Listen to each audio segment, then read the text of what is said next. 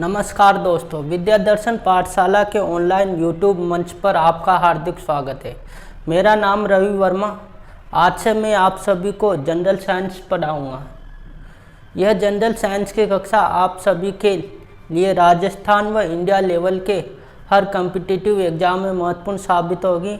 इस कक्षा के अंतर्गत मैं आपको जनरल साइंस के महत्वपूर्ण टॉपिक पढ़ाऊंगा जो लगभग हर एग्ज़ाम में आते हैं। तो चलिए दोस्तों शुरू करते हैं जनरल साइंस। तो चलिए दोस्तों देखते हैं, शुरू करते हैं जनरल साइंस। जनरल साइंस में कुछ इस तरह आपको पढ़ाऊंगा। इसमें सर्वप्रथम अपन बायोलॉजी के टॉपिक स्टार्ट करेंगे, फिर उसके बाद केमिस्ट्री के, फिर उसके बाद फिजिक्स के। सारे topic 8th 9th 10th class की NCERT बेस के ऊपर रहेंगे। इसमें मैं आपको नोट्स भी प्रोवाइड करवाने की कोशिश करूंगा, वह कुछ प्रीवियस ईयर क्वेश्चन भी साथ में लेकर चलेंगे। अगर आगे ज़रूरत पड़ी तो मैं आपको बायोलॉजी 11th व 12th की कक्षाएं भी स्टार्ट करवा सकता हूं, वह केमिस्ट्री भी 11th 12th की कक्षाएं स्टार्ट करेंगे। तो चलिए दोस्तों शुरू करते हैं जनरल साइंस। बायोलॉजी में अपना पहला टॉपिक रहेगा कोशिका। कोशिका को अंग्रेजी में सेल भी बोलते हैं। सबसे पहले बात आती है कोशिका आखिर कहते किसे हैं। तो आपने नाम भी सुन रखा होगा बहुत सी बार, कोशिका। आखिर ये कोशिका होती क्या है? तो इसको देखो इधर, कोशिका हमारे शरीर की संरचनात्मक, कार्यात्मक व जैविक इकाई है। वह सूक्ष्मतम इकाई है। मतलब हमारे शरीर की सबसे छोटी इकाई को हम कोशिका भी कह सकते हैं। जिस प्रकार मकान को बनवाने के लिए ईंटों की आवश्यकता होती है, ईंट क्या होती है? उसका सबसे छोटा पार्टिकल होता है। उसी प्रकार हमारे किसी भी सजीव जीव का निर्माण करने के लिए जिस छोटी से छोटी इकाई का उपयोग होता है उसे हम कोशिका कह देते हैं। तो फिर बात आती है कोशिका की खोज किसने करी थी। सर्वप्रथम कोशिका की खोज रॉबर्ट हुक नामक वैज्ञानिक ने करी थी। इन्होंने मृत कोशिका की खोज करी थी जो 1665 में खोज करी थी। उसके बाद आती है जीवित कोशिका। जीवित कोशिका की खोज करी थी लुवेन हुक नामक वैज्ञानिक ने सन 1674 में। उसके बाद बात आती है कोशिका सिद्धांत। आखिर कोशिका सिद्धांत होता क्या है कि सभी जीव, जितने भी जीव पृथ्वी पर हैं, वो सभी जीव कोशिकाओं से मिलकर बने। इसके बारे में हमें सर्वप्रथम दो वैज्ञानिकों ने बताया था। उनका नाम था शिल्डन व स्वान। इस सिद्धांत को अपन कोशिका सिद्धांत भी कहते हैं। उसके बाद बात आती है सबसे छोटी कोशिका। सबसे छोटी कोशिका होती है माइकोप्लाज्मा। यह एक कोशिकीय जीव होता है। इसकी साइज होती है 0.1 से 0.5 माइक्रोमीटर। इसकी इतनी छोटी स्मॉल साइज होती है कि इसको अपन अपनी आंखों से भी नहीं देख सकते हैं। इनको देखने के लिए हमें माइक्रोस्कोप, सूक्ष्मदर्शी की आवश्यकता होती है। इसके बाद अपनी बात आती है सबसे बड़ी कोशिका। सबसे बड़ी कोशिका होती है शुतुरमुर्ग का अंडा। इसकी साइज होती है 170 माइक्रोमीटर गुणा लंबाई और 130 माइक्रोमीटर इसकी चौड़ाई होती है। उसके बाद चलिए देखते हैं कोशिका अध्ययन। कोशिका अध्ययन को अपन साइटोलॉजी भी बोलते हैं। अब बात आती है मानव में। मानव में सबसे छोटी कोशिका होती है स्पर्म। स्पर्म यानी शुक्राणु, जो कि एक मेल में पाई जाती है। उसके बाद मानव में सबसे बड़ी कोशिका होती है ओवम, अंडाणु, जो फीमेल में पाई जाती है। फीमेल में पाई जाती है। उसके बाद आती है सबसे लंबी कोशिका। सबसे लंबी कोशिका और सबसे बड़ी कोशिकाओं में आप कंफ्यूज मत हो जाना। सबसे लंबी की बात अपन लंबाई से कर रहे हैं, जबकि बड़ी का तात्पर्य क्षेत्रफल से है यहाँ पर। तो सबसे लंबी कोशिका होती है न्यूरॉन की कोशिका। उसके बाद बात आती है विभाजन रहित कोशिका। विभाजन रहित का तात्पर्य कि ऐसी कोशिकाएं जो विभाजन कभी 1 से 2 में नहीं टूटती है या विभाजन बहुत कम करती है। तो विभाजन रहित कोशिका होती है ब्रेन की, न्यूरॉन की कोशिका होती है जो ब्रेन में पाई जाती है। क्योंकि अगर आपने सुना भी होगा कि अगर हमें कभी ब्रेन में चोट लग जाती है तो उसको ठीक होने में बहुत समय लगता है या तो ठीक ही नहीं होती है। इस वजह से न्यूरॉन को अपन विभाजन रहित कोशिका कहते हैं। और एक और चीज़, सबसे तेज विभाजन वाली कोशिका, सबसे तेज विभाजन वाली कोशिका होती है लीवर। लीवर के बारे में आपने सुन भी रखा होगा कि लीवर की साइज हमेशा बढ़ती रहती है। अगर मान लो लीवर का कोई पार्ट या अंग क्षतिग्रस्त हो जाए तो वो लीवर अपने आप ठीक कर सकता है, इतनी इसमें क्षमता होती है। तो अब देखते हैं कोशिका। सबसे छोटी इकाई होती है कोशिका। फिर बात आती है टिश्यू। कोशिकाओं के समूह को ऊतक या टिश्यू बोलते हैं। फिर उसके बाद बात आती है ऑर्गन, अंग। टिश्यू के समूह को ऑर्गन या अंग बोलते हैं। और अंग मिलकर बनाते हैं अंग तंत्र, जो अपन कार्य करते हैं। जैसे अंग तंत्र हो गया पाचन तंत्र, श्वसन तंत्र इत्यादि। और इन सभी तंत्रों से मिलकर बनती है हमारे मानव शरीर, बॉडी। अगर आपको इन सब का स्क्रीनशॉट लेना हो तो ले लीजिए।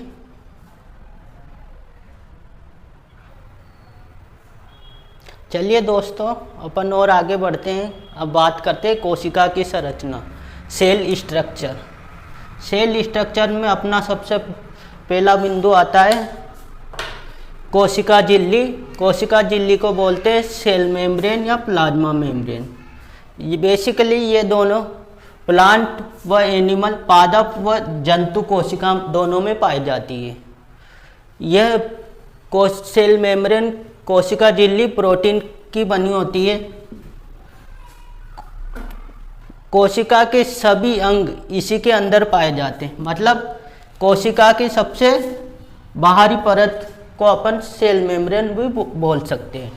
इस जो भी अंग होंगे कोशिका के अंग, वो सारे इसके अंदर पाए जाते हैं। यह कोशिका को आकार प्रदान करने का कार्य करती है, वो उसकी सुरक्षा भी प्रदान करती है। उसके बाद बात आती है कोशिका भित्ति या सेल वॉल। कोशिका भित्ति को सेल वॉल भी बोलते हैं। कोशिका भित्ति केवल पादपों में पाई जाती है, यह जंतु कोशिका में नहीं पाई जाती है। यह सेलुलोज की बनी होती है। यह भी सुरक्षा व आकार प्रदान करने का कार्य करती है। जैसे सेल वॉल सेल मेम्ब्रेन के बाहर होती है, जैसे आपको चित्र में दिखाई दे रहा है। उसके बाद बात आती है माइटोकॉन्ड्रिया। माइटोकॉन्ड्रिया को बोलते हैं सूत्रकणिकाएं। इसकी खोज अल्टमैन नामक वैज्ञानिक ने करी थी और इसका कार्य है, ये सबसे पहले तो श्वसन में अपना योगदान करती है। श्वसन में आप जब अपन श्वसन तंत्र पढ़ेंगे वहाँ पर अपन क्रेब साइकिल पढ़ेंगे। क्रेब नाम के एक वैज्ञानिक हुए थे, उन्होंने एटीपी फॉर्मेशन के लिए एक साइकिल दिया था, उसको बोलते हैं क्रेब साइकिल। उसमें क्रेब साइकिल के अंदर 38 एटीपी बनती है और उन एटीपी से ग्लूकोज बनता है। ग्लूकोज से हमें ऊर्जा मिलती है। इस ऊर्जा मिलने के कारण ही अपन माइटोकॉन्ड्रिया को power house of the cell भी बोलते हैं। और इसकी आंतरिक दीवार को अपन क्रिस्टी बोलते हैं। उसके बाद अब बात आती है गोल्जी बॉडी की। गोल्जी बॉडी, कैमिलो गोल्गी नामक एक वैज्ञानिक हुए थे, उन्होंने सर्वप्रथम गोल्जी बॉडी की खोज करी थी। इस वजह से इसको अपन गोल्गी बॉडी भी बोलते हैं। और अपन ने देखा था कि माइटोकॉन्ड्रिया ऊर्जा बनाने का कार्य करती है, तो उस ऊर्जा को ट्रांसफर करने का कार्य गोल्जी बॉडी करती है। इस वजह से ऊर्जा परिवहन का कार्य करती है ये। उसके बाद बात आती है वैक्यूल्स। वैक्यूल्स को अपन हिंदी में बोलते हैं रसादन।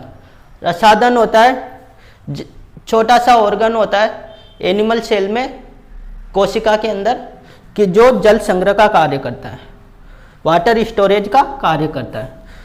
पादप कोशिका में यह इसका आकार थोड़ा बड़ा होता है, वह जंतु कोशिका में थोड़ा छोटा होता है। उसके बाद बात आती है सेंट्रोसोम। सेंट्रोसोम को बोलते हैं तारकाय। इसकी खोज बोबरी नामक वैज्ञानिक ने करी थी। सेंट्रोसोम कोशिका विभाजन में मदद करता है, कोशिका विभाजन में मदद करता है, और सेंट्रोसोम की सबसे ज़्यादा संख्या लीवर में पाई जाती है। इस वजह से लीवर सबसे जल्दी विभाजन का कार्य करता है, और इसकी सबसे कम संख्या न्यूरॉन में पाई जाती है। इस वजह से यह ब्रेन के अंदर होते हैं न्यूरॉन, और सबसे कम विभाजन का कार्य करती है। इसको अपन चित्र में भी देख सकते हैं। माइटोकॉन्ड्रिया हो गया, गोल्जी बॉडी, वैक्यूल्स, और आप इसका स्लाइड का स्क्रीनशॉट ले सकते हैं।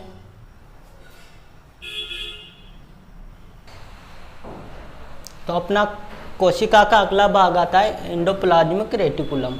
एंडोप्लाज्मिक रेटिकुलम को अपन अंतःप्रद्रव्य जालिका भी बोलते हैं। इस एंडोप्लाज्मिक रेटिकुलम को अपन आंतरिक कंकाल कह सकते हैं, क्योंकि जिस प्रकार हमारे शरीर में हड्डियां अपन को सहारा प्रदान कर देने का कार्य करती है, उसी प्रकार कोशिका के अंदर एंडोप्लाज्मिक रेटिकुलम कोशिका को सहारा प्रदान करने का कार्य करती है। इसके माध्यम से यह पिचकने से बच जाता है, इस वजह से इसको आंतरिक कंकाल भी बोलते हैं। एंडोप्लाज्मिक रेटिकुलम दो प्रकार का होता है। एक तो होता है स्मूथ एंडोप्लाज्मिक रेटिकुलम, और दूसरा रफ एंडोप्लाज्मिक रेटिकुलम। स्मूथ और रफ में ये अंतर होता है कि ऐसा एंडोप्लाज्मिक रेटिकुलम जो रफ साइड की तरफ पाया जाए उसको बोलते हैं रफ एंडोप्लाज्मिक रेटिकुलम, और जो स्मूथ साइड या साफ सुथरी साइड में पाया जाए उसे स्मूथ एंडोप्लाज्मिक रेटिकुलम बोलते हैं। स्मूथ एंडोप्लाज्मिक रेटिकुलम वसा निर्माण का कार्य करते हैं। वसा फैट चर्बी निर्माण का कार्य करती है, क्योंकि वेट अपन जानते हैं फैट भी एक चिकना पदार्थ होता है, इस वजह से ये वसा निर्माण का कार्य करती है। और रफ एंडोप्लाज्मिक रेटिकुलम करती है प्रोटीन निर्माण का कार्य। तो अपना अगला भाग आता है राइबोसोम। राइबोसोम की खोज करी थी पेलेडे नामक एक वैज्ञानिक हुए थे उन्होंने। यह भी प्रोटीन निर्माण का कार्य करती है, इस वजह से इसको अपन प्रोटीन फैक्ट्री बोलते हैं। क्या बोलते हैं? राइबोसोम को प्रोटीन फैक्ट्री बोलते हैं। एक चीज़ आती है सेडिमेंटेशन कोफिशिएंट। सेडिमेंटेशन कोफिशिएंट को आप इस प्रकार से समझ सकते हैं, जैसे अपन पानी में कोई चीज़ डालते हैं तो वह नीचे डूबती है, उसी डूबने के समय अंतराल के आधार पर अपन ने राइबोसोम को दो भागों में बांटा है। एक होता है 70S राइबोसोम और 80S राइबोसोम। 70S राइबोसोम थोड़ा साइज में छोटा होता है और यह प्रोकैरियोटिक कोशिकाओं में पाया जाता है। और दूसरा होता है 80S राइबोसोम। यह बड़ा साइज में होता है और यह यूकैरियोटिक कोशिकाओं में पाया जाता है। आप सोच रहे होंगे प्रोकैरियोटिक और यूकैरियोटिक क्या होते हैं। प्रोकैरियोटिक यूकैरियोटिक के बारे में जब अपन कोशिका के प्रकार में अध्ययन करेंगे, कोशिका के प्रकार पढ़ेंगे, जब इसके बारे में अपन अध्ययन करेंगे। इस प्रकार आप तो ये समझ सकते हो यूकैरियोटिक जितने भी बहुकोशिकीय जीव आते हैं वो सब यूकैरियोटिक में आते हैं, और प्रोकैरियोटिक में एक कोशिकीय जीव आते हैं। प्रोकैरियोटिक कोशिकाओं को अपन माइक्रोस्कोप की सहायता से देख सकते हैं, बिना माइक्रोस्कोप के इनको नहीं देख सकते, जबकि यूकैरियोटिक कोशिकाओं को अपन आँखों से देख सकते हैं। उसके बाद बात आती है न्यूक्लियस। न्यूक्लियस को अपन केंद्रक बोलते हैं, और इसकी खोज करी थी रॉबर्ट ब्राउन नामक वैज्ञानिक ने। रॉबर्ट ब्राउन नामक वैज्ञानिक ने न्यूक्लियस को ब्रेन ऑफ सेल कहते हैं, क्योंकि जितनी भी कोशिका के अंदर जितनी भी कार्य होते हैं उन सब का नियंत्रण करने का कार्य कौन करता है? न्यूक्लियस करता है। इस वजह से इसको कंट्रोलर ऑफ द सेल भी बोलते हैं। न्यूक्लियस के अंदर ही क्रोमोसोम पाए जाते हैं जो कोशिका विभाजन के में कार्य करते हैं। इसके अंदर ही डीएनए व आरएनए पाए जाते हैं। डीएनए व आरएनए के बारे में अपन अलग कक्षा में पढ़ेंगे। न्यूक्लियस 80% तो प्रोटीन का बना होता है, 10% डीएनए होता है और 10% अन्य वस्तुएं होती हैं। उसके बाद बात आती है लाइसोसोम। लाइसोसोम एक की खोज डी डुबे नामक वैज्ञानिक ने करी थी। यह एक जल अपघट्य या हाइड्रोलिटिक एंजाइम होता है। जल अपघट्य से यहाँ पर यह तात्पर्य है कि जब कोई कोशिका का कोई भाग कार्य करना बंद कर दे या उसमें कुछ खराबी आ जाए तो लाइसोसोम क्या करता है? एक एंजाइम छोड़ता है जो उस खराब हुए भाग को नष्ट करने का कार्य करता है। इस वजह से लाइसोसोम को जल अपघट्य भी बोलते हैं। कोशिकीय पाचन में मदद करता है। जो अपना कोशिका का भाग में खराबी हुई थी उसका अपघटन में कार्य करता है। इस वजह से इसको अपन सुसाइड बैग भी बोलते हैं। और आप एक बात जानते हो, आरबीसी में लाइसोसोम नहीं पाया जाता है क्योंकि आरबीसी की जीवन रेखा कितनी। एक और बात, आरबीसी में लाइसोसोम नहीं पाया जाता है। आरबीसी की जीवन रेखा कितनी होती है? 120 दिन की होती है। जब ये अपना जीवन चक्र पूरा कर लेते उसके बाद यह स्प्लीन प्लीहा के अंदर जाकर मर जाते हैं।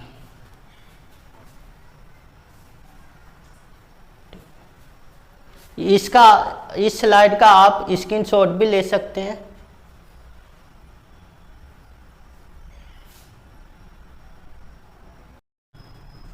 अपना कोशिका का अगला भाग आता है जीव द्रव्य। जीव द्रव्य को अपन प्रोटोप्लाज्म भी बोलते हैं। प्रोटोप्लाज्म मतलब ऐसा द्रव्य जो कोशिका के अंदर पाया जाता है। जैसे कोशिका के ये सारे सभी ऑर्गन है तो उनके बीचों बीच में जो भाग में जो द्रव पाया जाता है उसे जीव द्रव्य बोलते हैं। इसमें 80% तो जल होता है, 10% अन्य तत्व, और यह रंगहीन होता है। रंगहीन मतलब कलरलेस, इसका कोई एक निश्चित कलर नहीं होता है। ये प्रोटोप्लाज्म को भी अपन दो भागों में बांट सकते हैं। एक तो होता है साइटोप्लाज्म और दूसरा न्यूक्लियोप्लाज्म। साइटोप्लाज्म को कोशिका द्रव्य मतलब ऐसा द्रव्य जो कोशिका में पाया जाता है, और न्यूक्लियोप्लाज्म मतलब ऐसा द्रव्य जो केंद्रक के अंदर न्यूक्लियस के अंदर पाया जाता है, उसको बोलते केंद्रिका द्रव्य या न्यूक्लियोप्लाज्म। उसके बाद अब बात आती है cilia and flagella. Cilia and flagella होते क्या है?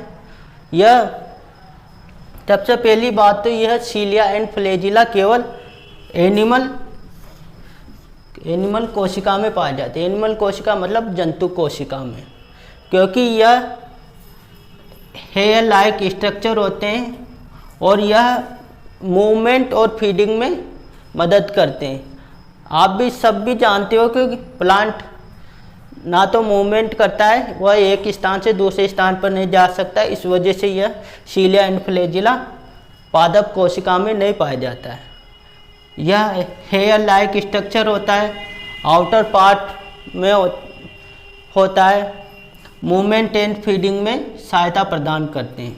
इसमें सीलिया एंड फ्लैजिला में फ्लैजिला बड़ा होता है और सीलिया का इसकी अपेक्षा थोड़ा छोटा होता है। उसके बाद बात आती है प्लास्टिड। प्लास्टिड केवल प्लांट कोशिका के अंदर पाई जाती है। प्लास्टिड प्लांट कोशिका का सबसे बड़ा भाग होता है और जंतु कोशिका का सबसे बड़ा भाग क्या होता है? एनिमल सेल का सबसे बड़ा भाग होता है न्यूक्लियस। प्लांट कोशिका का सबसे बड़ा भाग प्लास्टिड। प्लास्टिड को अपन 3 भागों में बांट सकते हैं। एक तो होता है क्लोरोप्लास्ट। क्लोरोप्लास्ट को अपन बोलते हैं हरित लवक। क्लोरोप्लास्ट हरे रंग का होता है और यह पत्ती के अंदर पाया जाता है। पत्ती के अंदर क्लोरोप्लास्ट फोटोसिंथेसिस या प्रकाश संश्लेषण की प्रक्रिया में सहायता प्रदान करता है और यह भोजन निर्माण का कार्य करता है। भोजन निर्माण का कार्य करती है। इसके बाद होता है अवर्णित लवक। यह कलरलेस होता है, इसका कोई निश्चित कलर नहीं होता है। भोजन का निर्माण तो हो गया पत्ती में, उसके बाद उसके संग्रह की बात आती तो अवर्णित लवक उस जड़ के अंदर पाया जाता है, जड़ व मूल के अंदर पाया जाता है, जो भोजन संग्रह का कार्य करता है। उसके बाद एक और प्लास्टिड का एक और प्रकार आता है क्रोमोप्लास्ट। क्रोमोप्लास्ट को अपन बोलते हैं वर्णित लवक। क्रोमोप्लास्ट रंग प्रदान करने का कार्य करता है, जैसे हो गया केरोटीन। क्रोमोप्लास्ट वर्णित लवक रंग प्रदान करने का कार्य करता है, जैसे केरोटीन। केरोटीन पाया जाता है गाजर में। उस गाजर का कलर कैसा होता है? थोड़ा लाल कलर का, तो उसका केरोटीन की सहायता से होता है। बीटानोन चुकंदर में पाया जाता है, लाइकोपिन टमाटर में व जेंथोफिल पीले फलों में। उसके बाद बात आती है गुणसूत्र। गुणसूत्र के बारे में आपने सुन भी रखा होगा, इनको अंग्रेजी में बोलते हैं क्रोमोसोम। क्रोमोसोम या गुणसूत्र, इनके बिना तो अब किसी का जीवन ही संभव नहीं है। गुणसूत्र केवल केंद्रक में पाए जाते हैं, न्यूक्लियस के अंदर पाए जाते हैं गुणसूत्र। इनमें डीएनए, आरएनए व जीन भी आती है। गुणसूत्र मानव में 46 प्रकार के क्रोमोसोम पाए जाते हैं। यह जोड़ों में होते हैं, जोड़ों में, जिनमें से 23 माता पिता से आते हैं। मेल व फीमेल निर्धारण का कार्य भी क्रोमोसोम ही करते हैं। किसी को लड़का या लड़की होने का निर्धारण का कार्य भी क्रोमोसोम करते हैं। मेल में 44 + 2 मतलब X व Y क्रोमोसोम पाए जाते हैं और फीमेल में 44 तो सेम ही रहते हैं, 2 में अंतर आता है, जो 2 XX प्रकार के होते हैं। इन X, Y व XX से ही अपन लिंग निर्धारण का कार्य करते हैं। क्रोमोसोम की आकार कुछ इस कैंची की तरह का होता है और यह न्यूक्लियस के अंदर पाई जाती है। आप इन सब चीज़ों का स्क्रीनशॉट ले सकते हैं।